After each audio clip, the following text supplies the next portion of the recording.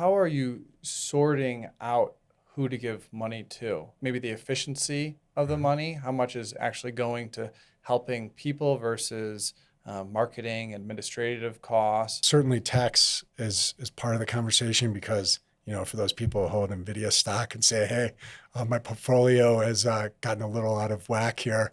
I want to balance it out. Funding, let's say a donor advised fund, allows someone to take appreciated securities and get the full deduction on those and avoid the capital gains, and then pre-fund their philanthropy.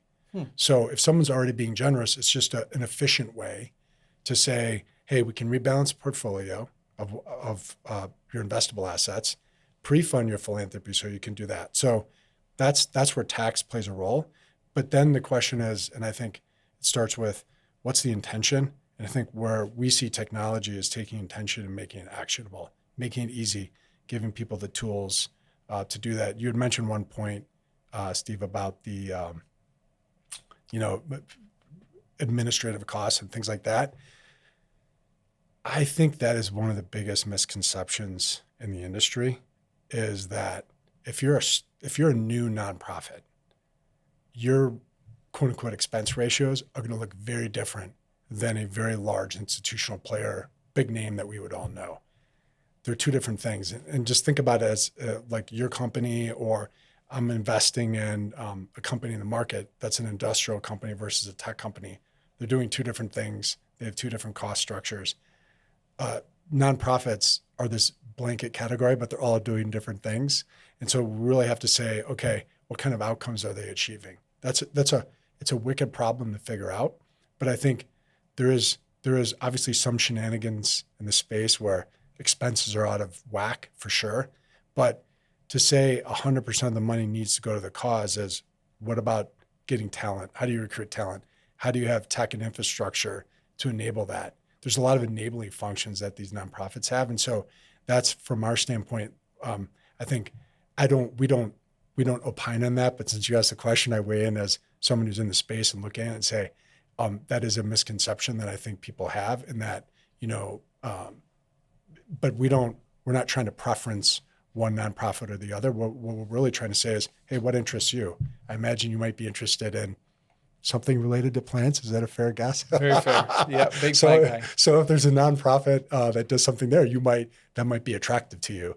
So it's really trying to take people's passions and intentions and connect them easily. So this podcast is brought to you by B Micro, a company I'm deeply passionate about because I founded it in 2018. It's USDA organic freeze-dried microgreens for everyday nutrition and detox. Sprinkle them on any meal or take them as a capsule to enjoy the many healthy benefits. Shop now at bmicro.farm. Use code STEVE15 to save. I think some of that misconception is loud in the media today because Elon just went in and started up Doge, and he was quoted saying government-funded NGOs are probably the biggest source of fraud. And an NGO, non-government organization, my understanding of what's happening is the government is giving money to these nonprofits, and the nonprofits, some of the nonprofits that Elon's team was uncovering were doing shenanigans with them. What are your thoughts around that? Certainly not an expert in this area. I'm always one to have an opinion about those things, but I would say, look, there's 1.7 or 1.8 million charities in the U.S.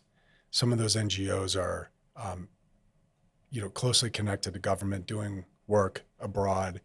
I think it's inevitable that, even large companies have infrastructure and inefficiencies that they're always trying to deal with. So I think I kind of separate a small nonprofit trying to, feed homeless in a community from, other sort of issues. So there may be some of that. It's probably that exists everywhere. But I would say there's 1.8 million doing a lot of good work. Some are more effective than others, but we can't just say a straight rule that their overhead can only be 10%. That's more where I'm coming from on it. Maybe, investing in talent.